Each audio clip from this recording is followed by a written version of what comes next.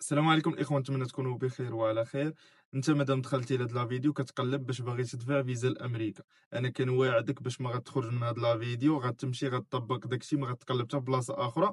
لي ديتاي غنتقاسمهم معاك في هاد لا فيديو هادي باش تدفع فيزا ديال امريكا اللي تيعطيو فيها 10 سنين، ماشي عامين، ماشي 5 سنين، ماشي 6 سنين، 10 سنين. الا تابروفات لك الفيزا غتاخد 10 سنين ديال الفيزا، تدخل وقتاش ما بغيتي وتخرج وقتاش ما بغيتي. دونك تبع معايا لي ديتاي من الاول حتى الاخر وسير طبق هادشي ان شاء الله والكمال على الله. ثانيا الاخوان، راه ما كنضمنش لكم بهذا الشيء انه راه غتشدوا الفيزا 100%، لانه القرار الاول والاخير كيبقى ديال القنصل. انت كتمشي دير مقابله يعني شفويه بينك وبين القنصل، الا قنعتو بداكشي اللي عندك راه كيطبع لك الفيزا. اولا ما كيطلبوش كونط بونكير، ما كيطلبوش خدمه محدده، ما كيطلبوا لك حتى حاجه، ياك؟ على عكس الفيزا ديال اسبانيا ولا ديال اوروبا ضروري كونط بونكير، ضروري هادو ما كيطلبوا والو. ولكن انت خاص تقنعو. هادشي ما كيعنيش انه اي واحد جا غيعطيوه فيزا ديال امريكا. كنتي طالب، كنتي خدام، كنتي عندك مقاولة، عندك شركة، موظف، يعني ما عندهمش فرق بين هذا وهذا. الفرق اللي تيكون في المقابلة، خاص تقنعوا. انا غنوريكم دابا الطريقة ديال الدفع والوثائق اللي غادي يخصوك بالضبط باش غتمشي انت تقضى الغرض ولا يسخر الامور. اول حاجة خاص يكون عندك باسبور. باسبور خاص المدة ديالو تكون فايتة 6 شهور، ياك؟ هذه اول حاجه. ثاني حاجه خاص تعمر واحد الاستماره كتسمى دي اس 160، فيها جميع المعلومات، كلشي. اي حاجه تطيح لك على البال كيسولو. وحاول ما امكن باش يكون داكشي بصح، حيت راه يقدر يلوح لك شي سؤال في المقابله من ديك الاستماره انت معمرو داير جواب، ويلوح لك هو سؤال اخر وتجاوبوا عليه جواب مخالف. غتولي دونك انت بحال كتكذب، اما غادي يشدوا عليك كذوب وغيريفيزيو لك الفيزا ديالك. هاد دي اس 160 كيعرفوا عليك كلشي. سميت باك، سميت امك، فاش زايده باك، فاش زايد امك، فاش فايت خدمتي، واش فايت درتي شي حاجه، واش فايت استعملتي شي اسم، مواقع التواصل الاجتماعي ديالك، يعني بحث معمق عليك. هذا هو البحث الاولي اللي تيديروا لك الدي اس 160. ملي كتعمر ديك الاستماره دي اس 160، بالنسبه للناس اللي بغاو يعمروا الدي اس 160 غتلقاو اللين ديال السيت في الديسكريبشن لتحت، وهو غنكتبوا لكم هنا، غتهبطوا غير للديسكريبشن لتحت غادي تلقاو اللين ديال دي اس 160 باش تدخلوا تعمروها. ملي كتعمروها كتفاليدا ليكم فيها تقريبا شي 14 مرحله. هي كتعصب شويه، ولكن ايطاب بار ايطاب تقدر دير فيها حتى 3 ايام. راه كتحفظ هذاك الشيء فين وصلتي، كدير له حفظ، والوقت اللي كنتي عندك المورال تمشي تكمل العماره ديالك. ملي كتكمل العمار ديال دي اس 160 كيخصك تاخد رونديفو. بالنسبه للميريكان لي رونديفو عندهم مختلفه على جميع الفيزات اخرين. الرونديفو اللي كتاخدو غير من بار سيت، عندهم سيت ديالهم. يعني راه عرفتي فيه واحد سيكيريزي ما يمكنش كتاخدو لراسك، ما كتداخل لك سمسار، ما كيداخل لك حتى حاجه. بواحد السلسله، واحد الرقم فيه شي 8 الارقام ولا 10 تيعطيوه لك في الاخر. ملي كتقبل لك ديك دي اس 160 كدوز فيها المراحل كاملين صحاح، بهذاك الرقم كتمشي كتدخلو الموقع ديال باش تاخد رونديفو. حتى الموقع غتلقاوه في الديسكريبشن، انا قلت لك غنخرج من هذا الفيديو ناضي.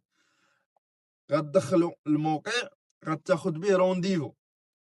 رونديفو بالنسبه لي انا بالضبط دفعت نهار 6 في شهر واحد، لقيت رونديفو 27، شديت 27 في شهر واحد.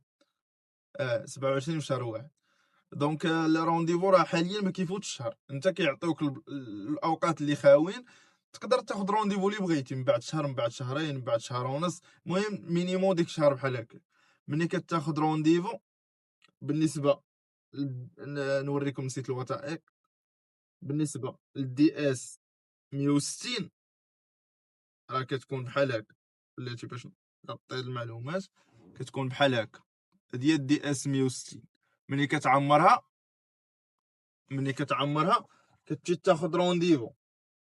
الرونديفو هاو حجز موعد، ما عرفتش واش غيبان لكم ولا لا. رونديفو فيه تقريبا واحد 4 الأوراق حتى هو، كتخرجو بي دي اف، كتيليشارجيه، تخرجو عندك. هادو هما الوثائق. اش تيقول لك في الرونديفو؟ ما تيقولش لك جيب لنا شهادة العمل وجيب لنا كذا وجيب لنا كذا، جيب لنا شي حاجة تعاونك باش نثيقوا فيك، جيب لنا شي حاجة تعاونك باش حنا نثيقوا فيك، بأنه أنت غتمشي للميريكان وترجع يعني ما تحرقش. هذا هو الهدف علاش تيديروا كاع هادشي. علاش دار معاك المقابلة؟ تيهزك تيحطك الكونسول تيقول لك شنو فيها. راه من الناس اللي غيمشيو للقنصلية غادي يعرفوا شنو اللي كاين.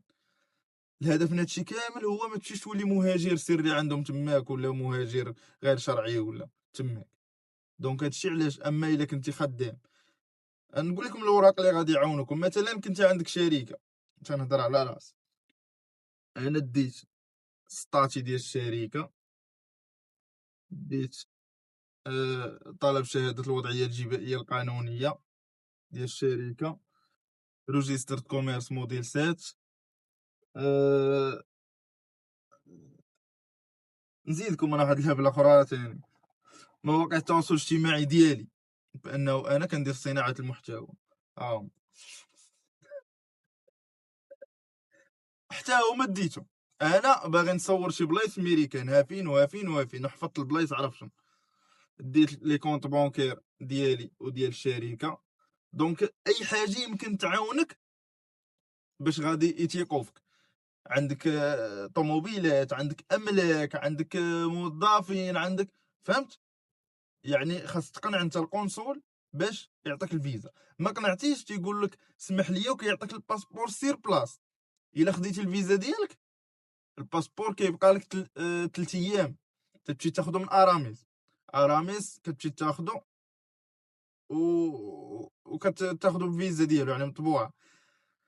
قال لك اسمح لي ما يمكنش تاخذ الفيزا دابا، تيعطيك باسبور ديك الساعه سير بلاص كتخرج عندك الفكره. واش فهمتوني؟ يعني هادشي الفيلم كامل داير على القناعه ديال القنصل، واش انت قنعته ولا لا. هادشي علاش داير، فهمتوني؟ دونك نتمنى نكون انني وصلت لكم فكره. غادي نعاود ندير لكم فيديو على الاسئله اللي تتحطوا في المقابله، والبروسيدير كيفاش كيدوز باش يمشي بنادم عنده باجاج في بنادم عارف. نقدر ندير لكم حتى فيديو كيفاش تعمر دي اس 160، فيديو كيفاش تاخذ رونديفو. ماشي مشكل، الا بغيتو هادشي قولوا لي في لي كومونتير وانا غادي نديرو لكم. انا كنت قاسم معكم على التجربه. راه ملي غتمشي للقنصليه راه غادي يهرب لك، غتلقى بنادم ما عارف حتى حاجه. كاين اللي جايب لاكارت ناسيونال، كاين اللي شحال من واحد تيردو. علاش؟ لانه تيمشي ما عارفش. هادشي علاش قررت باش ندير هاد لا فيديو. الا تبعت هاد الخطوات من الاول حتى الاخر راه غادي يعني تاخذ الفيزا ديالك ان شاء الله. ونتمنى الخير لاي واحد شاف لا فيديو هذا. فما تنساش واحد ابوني وبارطاج، ولا دبر راسك كومونتير زوين خايب، خذ راحتك، عندك شي ملاحظه مرحبا. صلى عليك.